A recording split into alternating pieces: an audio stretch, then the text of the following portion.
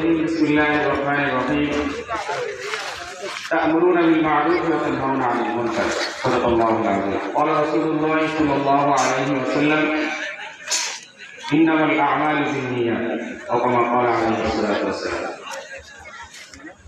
ইসলামী আন্দোলন বাংলাদেশ হাত পাকার প্রতীকে আগামী ত্রয়োদশ সংসদ নির্বাচনে ময়মনসিংহ 1 আসন হালুয়াঘাট ডুবুরিয়া প্রার্থী হিসেবে আপনাদের সাথে থাকবো।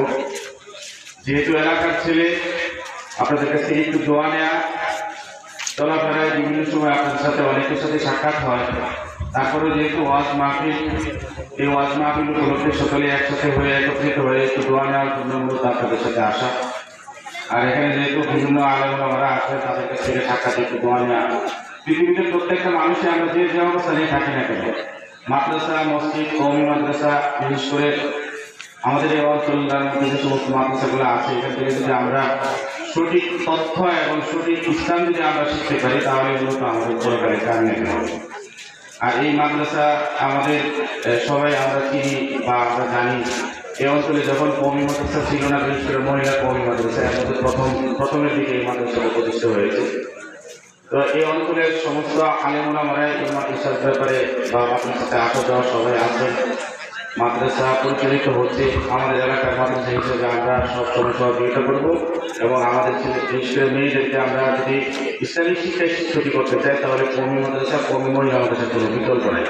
সেই হিসেবে আমরা চেষ্টা করবো আমাদের সন্তানদেরকে কওমি মাদ্রাসায় বা আশেপাশে যারা আছে তারা যেন এই মাদ্রাসাকে ধরে রাখার জন্য চেষ্টা করেন এবং আপনাদের সন্তানদেরকে আপনারা অবশ্যই এই মাদ্রাসায় পাঠাবেন। আর আমি প্রথমেই বললাম যে আপনাদের কাছ থেকে একটু দোয়া নিব। ইসলামী আন্দোলন বাংলাদেশ হাত পাকার প্রতীকে যেহেতু আমি আগামী সংসদ নির্বাচনে ইসলামী আন্দোলন বাংলাদেশের পক্ষ থেকে আমার নাম ঘোষণা হয়েছে, আপনাদের সাথে থাকবো ইনশাল্লাহ। ডুবুরিয়া হালুয়াঘাটে আমরা 1986 সাল থেকে আজকে পর্যন্ত আমরা এই পর্যন্ত দেখে আসছি যে ডুবুরিয়া থেকে এখন পর্যন্ত আমাদের কোনো প্রার্থী আসেনি। সেই হিসেবে আপনাদের ছেলে হিসেবে বা আপনাদের এলাকার সন্তান হিসেবে, ভাই ব্যবসায়ী হিসেবে, এটা আপনি মনে করি আপনাদের জন্য একটা গৌরব। আল্লাহ তাআলা আমাকে যেগুলো ভাবি কবুল করেছে, আপনারা যদি সাথে থাকেন তাহলে আমরা ইনশাআল্লাহ এখান থেকে নিতে করতে পারবো।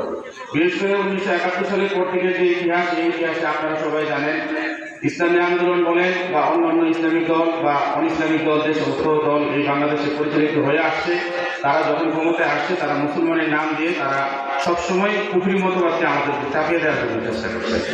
আমরা ইসলামী আদর্শিক অবস্থান থেকে ইনসাফ ভিত্তিক সমাজ ব্যবস্থার পক্ষ থেকে আমরা কাজ করে যাচ্ছি।